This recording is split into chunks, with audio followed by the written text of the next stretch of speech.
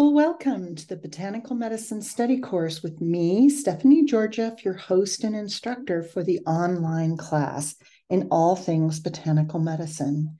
If you would like to be the first on your blog to know most of what's available in terms of the practice, science, and application of botanical medicine, click below, which will direct you to a form which will give you the information on how to download the introductory video and handouts for the online class. A special thanks to new subscribers and all of you who comment, like, and share these videos. It really does help to spread the word. Now, for this week's Herb of the Week, we will be exploring one of the most popular herbal teas in the caffeine-free market. Chamomile is a sweet-smelling, delicious herb that has for centuries of use been used for all sorts of things, but mostly as a sleep aid. I'm sure many of you have seen those wonderful sleepy time tea. It's mostly chamomile with a couple other herbs for flavor. So for this week's Herb of the Week, we will come to know more about this lovely plant and what it has to offer. Now, chamomile is the common name for several daisy-like plants of the family Asteraceae. Two of the species we will be exploring for our herbs of the week, Matriarchia chamomilla and Chamomillum nobile. And these are the two types of chamomile that are commonly used to make herbal teas for beverages. Now, many different preparations of chamomile have been developed, and the most popular one is in the form of herbal tea, and there are 1 million cups drunk per day on the planet Earth. And I'm sure you've heard a lovely book talking about drinking tea. Well, this is a title of some interesting novel, 1 million cups per day. Chamomile is one of the most ancient medicinal herbs known to humankind. As I said before, it's a member of the Asteraceae compositae family and is represented by the two common varieties, the German chamomile and the Roman chamomile. One of the most common herbs used for medicinal purposes is chamomile. And they make this in capsule forms and in herbal extracts. And they're all from the dried flowers of the chamomile species. Chamomile is one of the oldest, most widely used and well-documented medicinal plants in the world. And it's been recommended for a variety of applications. It's a native of the Old World, and it has hollow, bright yellow cones, and you can see a side cut. And it's a wonderful demonstration of what Asteraceae family or compositae family is. The little yellow cone in the center is actually all the flowers, and there's lots of them in there. I'm sure somebody's counted them, but there's a ton of little flowers in there. And then they're surrounded by these white petals. Now, chamomile preparations are, as I said, commonly used for many ailments, such as hay fever, inflammation, muscle spasms, menstrual disorders, insomnia, ulcers, wounds, gastrointestinal disorders, especially in children. The tummy colic chamomile tea is a wonderful tea to use for little kids and infants with colic. It's also good for arthritic pains. And the essential oils of chamomile, both chamomiles, are used extensively in cosmetics and aromatherapy. So you can see from this slide, there's nervine capacities, which means it's actually a sedative nervine. It works on the nervous system to calm it down. It's an antispasmodic, which means it's good for cramps. And that's why it's used for menstrual issues, as well as colic in infants. carminative, which means it's good for digestion. It's anti-inflammatory. It's antimicrobial. It's bitter, and it helps heal the skin wounds.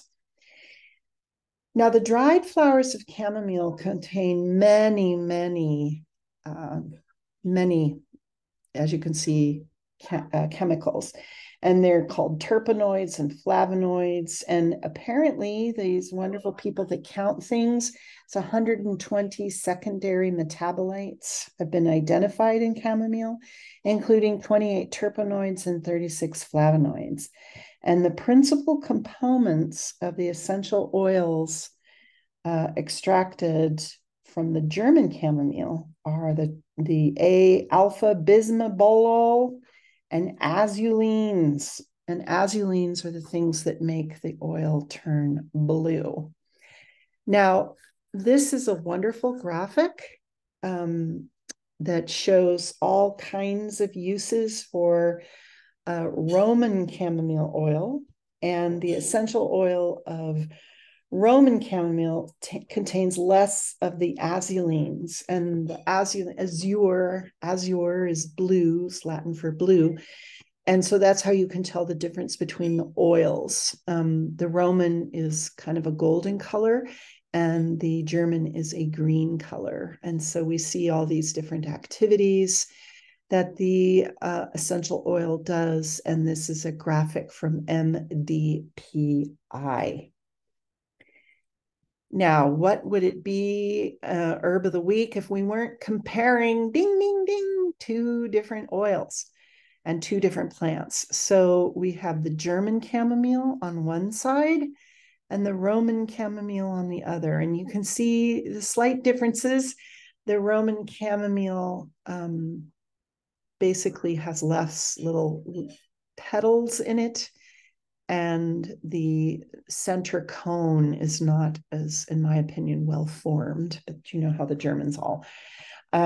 We call them both chamomile, but the Roman chamomile's Latin name is Chamomilium nobile, and the German chamomile Latin's name is Matriarcha recitita.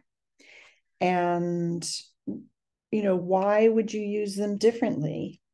And the Roman chamomile is really good for easing anxiety and also really good for digestion, which I think is interesting because, as we know, the Romans love their food. And so this is really good for tummy upset. The German chamomile is more anti-inflammatory and pain-relieving properties. And it's really good for sore joints and injuries, but it's also really good for fevers and sore throats. Both of these are really good at calming nerves and inducing sleep. But the chemical constituents are very different, especially in terms of concentration of azulines. And the German has more azuline. That's why the oil is blue. And the Roman has less. So the Roman chamomile is really good for headaches, healthy skin, helps induce rest. It's good for muscle pain. It's really good for the scalp. And it's also good for healthy circulation. The German chamomile is also good for headaches, a little less than Roman. It's good for healthy skin, but it's very good for the immune system. And it's also good for the musculoskeletal system and really good for digestion and easing fevers and sore throats. The German chamomile oil is blue in color, and the Roman is more gold in color. So if you have, what do you use? You're like, well, which one do you use? And I can assure you they're both super expensive. So which one would you use? And the oil, if you have children, the Roman chamomile oil is much more gentle than the German. And if you're looking for more support for the immune and respiratory system, then German chamomile is the right one for that. Now, how do you take chamomile? Well, you can join 1 million of your fellow Earth citizens per day in drinking tea. It's very common. It's very delicious. No known side effects. You can take this with whatever you want in terms of drugs. It's really safe. And I have a picture of the Roman oil, which is the golden oil, and the German, which is the beautiful blue oil. You can also take it in as an extract or as a tincture, and you can take it in capsule forms. So there's many ways to take this. Personally, I really like the tea. I also like the essential oils, but know that they're extraordinarily expensive, like $100 for just a few milliliters.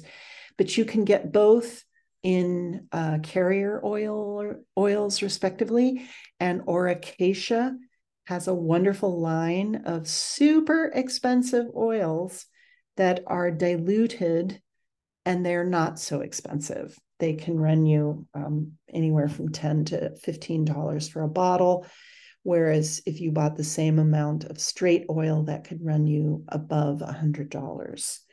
And these are all effective topically, and they're very, very safe. Now, as with all things, there's always somebody out there that's super sensitive. So if you have a pharmacy or a health food store that lets you take samples of oils, meaning they have like a little bar where you can take a drop and just try it on your skin. Do a patch test, especially if you're using it with children. Do a patch test on your lovely little child and make sure that it doesn't, break out in welts. And if it doesn't, then it's very safe to use topically. But I could not find any problems with it. For anything. You can take this with medications. You can take this with, if you're if you're a little person, all kinds of things like that. Now, chamomile is very easy to grow and makes an attractive addition to an herb collection, either in the ground as a border or in containers. I suggest getting seedlings from your local nursery. And as always, here on this lovely channel, there's an article in the program notes on how you can get started in your home or garden. Chamomile is a delightful plant. It's just delightful. It's delightful to grow. It's delightful to smell, to drink, and to use an essential oil form. You can add it to your bath and you won't be tingling or turning red. It's widely enjoyed throughout the world to help ease stress, aid in sleep, and also help with upset tummies. So I hope, however you wish to incorporate this herb in your life, that you come to appreciate the many gifts it has for us all.